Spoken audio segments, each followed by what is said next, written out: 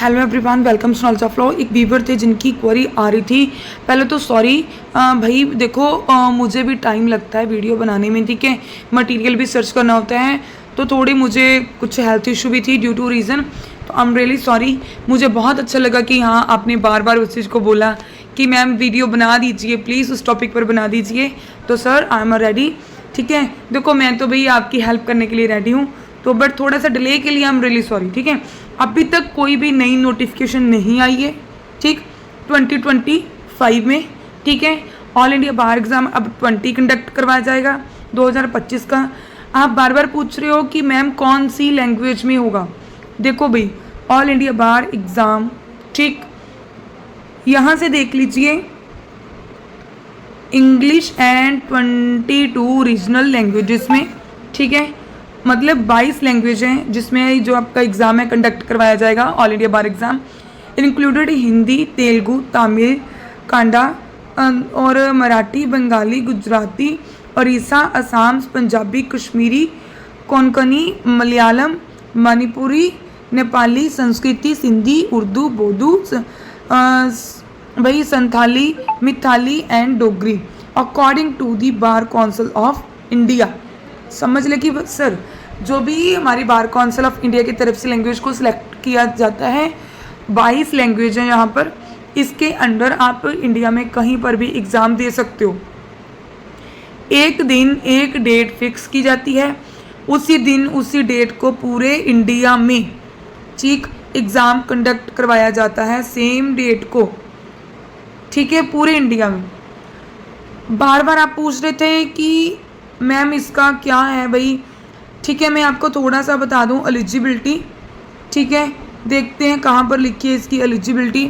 तो एलिजिबिलिटी भी बहुत ज़रूरी है, आपको उससे क्या है पता लग जाता है कि किस चीज़ के लिए क्या एलिजिबल होना चाहिए।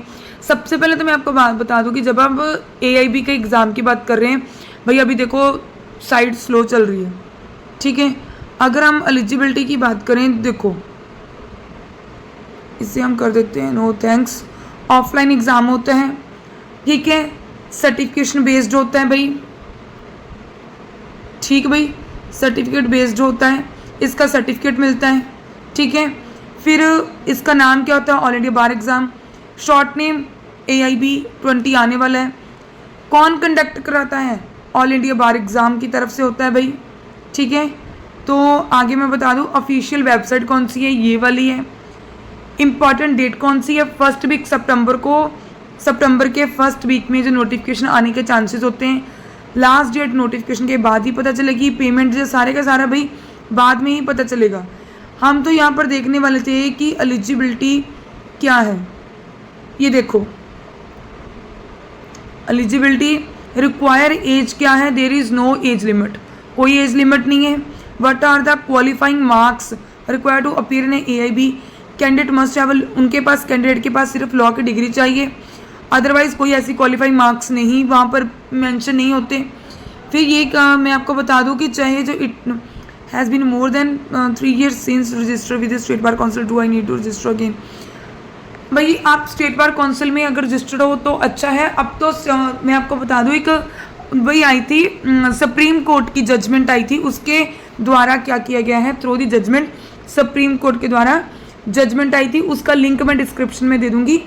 कि कोई भी पर्सन, जो बच्चे चाहे 5C के हैं चाहे TYC के हैं, अगर वो उनका लास्ट सेम है, तो भाई अगर उनके लास्ट सेम में है और प्रीवियस रिजल्ट बिल्कुल क्लियर है, तो बच्चे क्या हैं भाई, एलिजिबल हैं, they are eligible for AIB, ठीक है। उसके लिए आपको कोई भी अलग से स्टेट बार काउंसिल में आपको इनरोलमेंट करवाने की ज़रूरत नहीं है, लाइसेंस लेने की ज़रूरत नहीं है। हाँ, आप लाइसेंस जैसे ही आपका एग्ज़ाम कंडक्ट हो जाता है, डिग्री हो जाती है, आप लाइसेंस ले लीजिए।